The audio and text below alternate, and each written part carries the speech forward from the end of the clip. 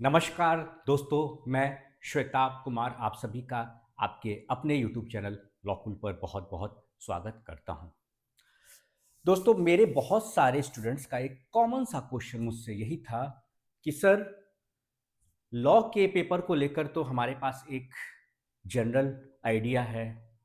Exam देते देते हमें यह एक्सपीरियंस भी हो चुका है अलग अलग स्टेट्स के कि किस एरिया में हमें ज़्यादा फोकस्ड रहना है।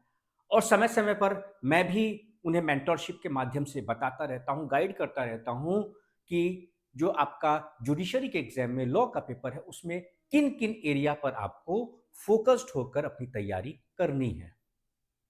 लेकिन जो सवाल उनका था वह यह था कि सर, जीके जीएस को लेकर हम क्या करें। वो कौन सी ऐसी स्ट्रेटजी है जिसे हमें लेकर चलना चाहिए।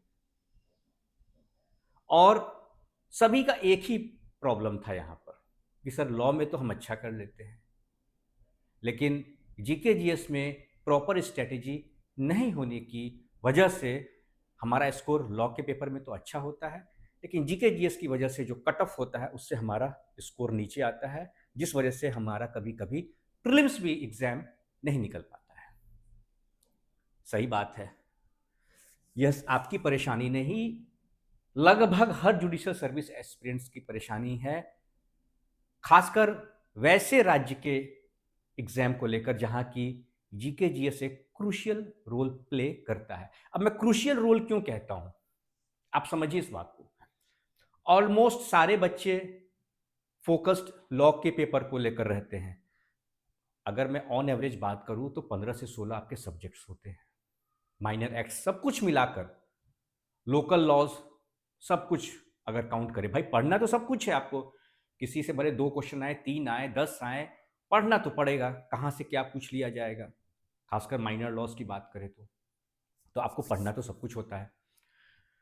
अब जीके जीएस में ऐसी कौन सी रणनीति आपके पास होनी चाहिए कि आप एक प्रॉपर स्ट्रेटेजी के साथ बेहतर स्कोर कर पाए।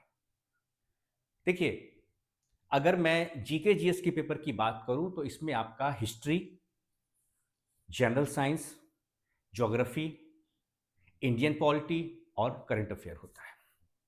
ठीक है। अब हिस्ट्री में गलती, आप पहले गलती में थोड़ा सा बता देता हूं। आप सब लोग पढ़ते हैं, मैंने यह कभी नहीं कहा है कि आप पढ़ते नहीं हैं। अरे, लॉ का स्टूडेंट होना साधारण बात नहीं है, वो भी जुडिशियल सर्विस एस्पिरेंट। बहुत मेहनत लगता है, क्योंकि हम लोग भी इस जर्नी से गो थ्रू हो चुके हैं, इसलिए हमें पता है कि कितना परिश्रम होता है, कितना मेहनत होता है। तो ऐसा नहीं कि आप पढ़ते नहीं हैं, पढ़ते हैं आप, लेकिन क्या पढ़ना है और क्या नहीं पढ़ना है, इसके बीच में आप फंस जाते हैं। अब अगर मैं हिस्ट्री का एग्जांपल दूं ना, तो आप लोग क्या करते हैं, हिस्ट्री को अगर डिवाइड करें तो आपको एंशियंट, मेडाइवल और मॉडर्न। ज्यादातर बच्चे गलती क्या करते हैं मैं बता देता हूं आपको। एंशियंट में आप पूरी ताकत लगा देते हैं, एंशियंट हिस्ट्री पढ़ने में, Indus Valley civilization interesting topic है, आप उसी में लगे रहते हैं। फिर वैदिक जो आपका युग है, उसमें वैदिक पीरियड जिसे कहा जाता है, आप उसमें लग जाते हैं। No doubt, Indus Valley civilization और वैदिक पीरियड आपका इंपॉर्टेंट है, इसमें कोई डाउट नहीं। लेकिन सर, आप पेपर देखो ना, मेरे पास पेपर रखा हुआ है, ये आप देख पा रहे होंगे, देखिए। ठीक है, ये पेपर है आपके सामने। अब इस पेपर का पूरा एनालिसिस मैंने किया है, मैं ऐसे ही आपको कुछ नहीं बता रहा हूं, मैंने पूरा पेपर का एनालिसिस किया है, और उसके आधार पे मैं आपको बता रहा हूं कि आपसे इंडस वैली सिविलाइजेशन और जो वैदिक पीरियड है उसमें आपसे सिर्फ 3 से 4 मैक्सिमम बता रहा हूं मैं, मैक्सिमम।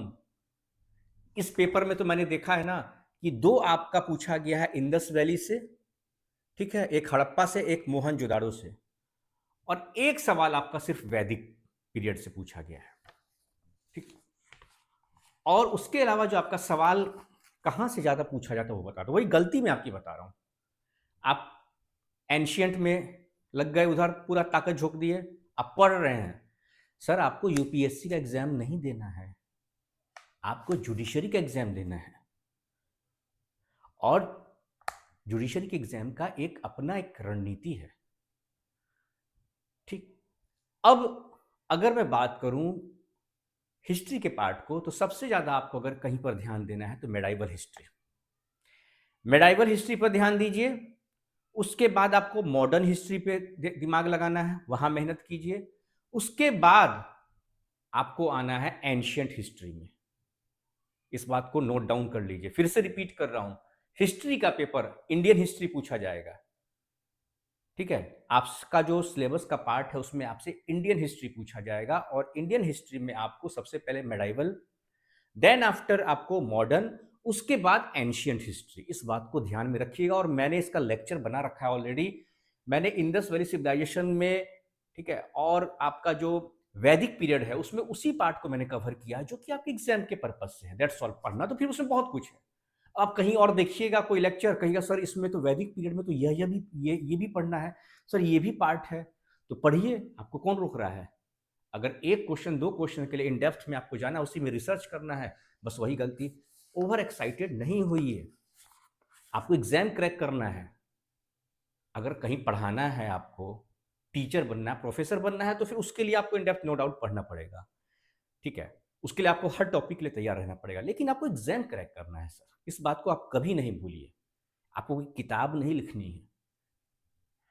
तो हिस्ट्री में मैंने बता दिया आपको, मेडाइवल में फोकस कीजिए, सबसे ज़्यादा एफर्ट लगाइए। उसके बाद फिर आप मॉडर्न हिस्ट्री में आ जाइए, और मॉडर्न हिस्ट्री के बाद आपको कहाँ पर आना है, एंशियंट में आना है।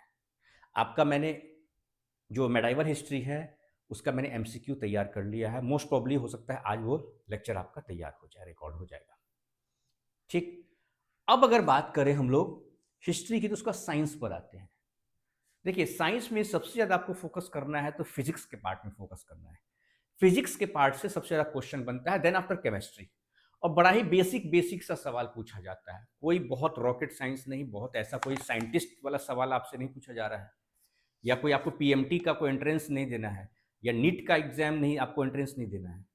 ठीक है, तो उस लेवल का नहीं, बड़ा ही बेसिक बेसिक सा सवाल पूछा जाता है, बहुत बेसिक सा। तो बेसिक पढ़िए उसको, वो मैं आपको कवर करवाऊंगा।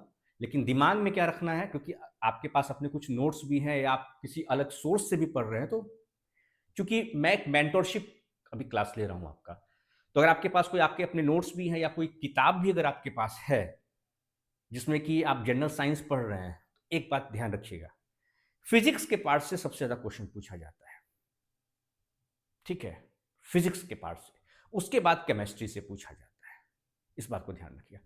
देन आफ्टर आपका बायो का पार्ट आता है, तो ये हो गया आपका साइंस का।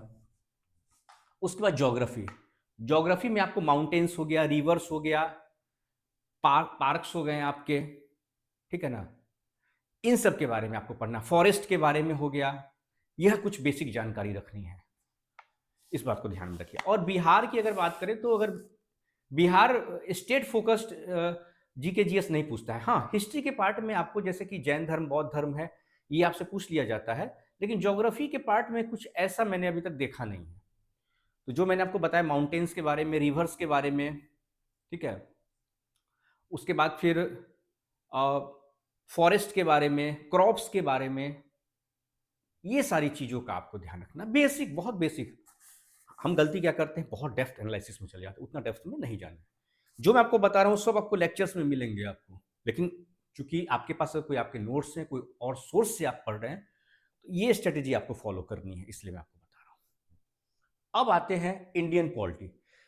देखिए, इंडियन पॉलिटी मेरे हिसाब से लॉ के स्टूडेंट्स के लिए कोई बिग डील नहीं है, कोई बहुत बड़ी बात नहीं है। कॉन्स्टिट्यूशन से ऑलमोस्ट आप गो थ्रू हैं, और सबसे मजबूत अगर अगर मैं कहूँ जुडिशियल सर्विस एक्सपीरियंस का कोई हिस्सा होता है तो कॉन्स्टिट्यूशन का होता है। बहुत इंटरेस्ट के साथ आप पढ़ते हैं, तो उसमें मुझे बताने की आवश्यकता नहीं, फिर भी मैं बता देता हूँ आपको। आप इंडियन जुडिशरी का जो पार्ट है उसको अच्छे से कवर कर लीजिए, ठीक है। लोकल गवर्नमेंट बॉडीज़ हैं उसके बारे में देख लीजिए, ठीक। Fundamental rights, directive principle of state policy, fundamental duties, इसी में से आपका आएगा। प्रेसिडेंट, ये सारी चीज़ें, तो ये सारा चीज़ इसमें देख लीजिए आप। उसके बाद अगर करंट अफेयर, करंट अफेयर को लेकर क्या गलती होती है वो बताता हूँ, इसलिए मैंने इसको आखिरी में रखा, थोड़ा सा समझाना पड़ेगा। बिहार की बात करते हैं। बिहार का आपका जो बीपीएससी के द्वारा कैलेंडर जारी कर दिया गया है एपीओ और जुडिशरी को लेकर, 33वीं न्यायिक सेवा को लेकर, ठीक, ये तो पता है। अब कैलेंडर जारी हो गया है तो एक बात दिमाग में रखिए कि वैकेंसी अब इधर आपकी आने वाली है, तो शुरुआती समय है 2026 का, तो 2026 का करंट अफेयर तो खैर कोई बात ही नहीं, पढ़ना ही नहीं है आपको, बिल्कुल नहीं पढ़ना है। आपको पढ़ना क्या है वो बता देता हूं। 2023 से शुरुआत करते हैं, लेकिन 2023 के शुरुआत में नहीं, इधर से आ जाइए आप, मिड, ठीक है। आप सितंबर से पकड़ लीजिए, आप सितंबर, अक्टूबर, नवंबर, दिसंबर, ठीक है ना, सितंबर से आप शुरू कीजिए। 2023 के सितंबर से करंट अफेयर पकड़िए, ध्यान से सुनिएगा। 2023 के सितंबर के महीने का करंट अफेयर शुरू कीजिए और वहां से लेते लेते लेते आप कहां तक आना है, आपको आना है 2025 के अगस्त तक, बस हो गया। उसके आगे नहीं पढ़िएगा, मैं आपको पहले ही बता दे रहा हूं। अगस्त भी इसीलिए लिया मैं क्योंकि अगस्त में है हमारा, जैसे 15 अगस्त का इवेंट आ जाता है, उसमें कवर हो गया, ठीक है। तो उसको लेकर कोई ऐसी बात है आपके पास तो वो सारा चीज़ में आप इंक्लूड कर सकते हैं। लेकिन 2025 में अगस्त के महीने से ज़्यादा आगे आपको नहीं बढ़ना है, नहीं तो फिर मैं तजुर्बे से बता रहा हूँ, कोई चमत्कार अगर ऐसा हो गया तो फिर नहीं, तो लेकिन जो अभी तक का ट्रेंड है 2023 के सितंबर से लेकर 2023 के सितंबर से लेकर और 2025 के अगस्त तक का करंट अफेयर पढ़ना है आपको, बस हो गया। इस चीज को दिमाग में रखिएगा। तो ये कुछ मैंने एक इन जनरल इंसाइट के लिए, क्योंकि जनरल इंसाइट इसीलिए कि पेपर तो मुझे बनाना है नहीं, लेकिन जो अभी तक का ट्रेंड रहा है, जो अप्रोच रहा है इस एग्जाम को लेकर, वो मैं आपको बता रहा हूं। और जहां तक बात है न्यू क्रिमिनल लॉज की, उसको लेकर भी नोटिफिकेशन जारी कर दिया गया था बीपीएससी के द्वारा, बिहार सरकार के द्वारा, गजट के माध्यम से बिहार सरकार ने स्पष्ट कर दिया है कि आपका न्यू क्रिमिनल लॉज आएगा। तो ये सब कोई सवाल नहीं है। अब इत्मीनान से इस वीडियो को देखिएगा, और कोई सवाल होता है आपका, कोई सवाल होता है तो सवाल मुझसे आप निश्चित तौर पर पूछेंगे, मैं आप ही के लिए हूं। और बस इस लेक्चर के बाद मेरा अगला काम है आपके लिए, जो मेडाइवल हिस्ट्री का आपका एमसीक्यू सेशन है उसको रिकॉर्ड करना है। ठीक है दोस्तों, मिलते हैं अपने नए लेक्चर में, तब तक के लिए नमस्कार।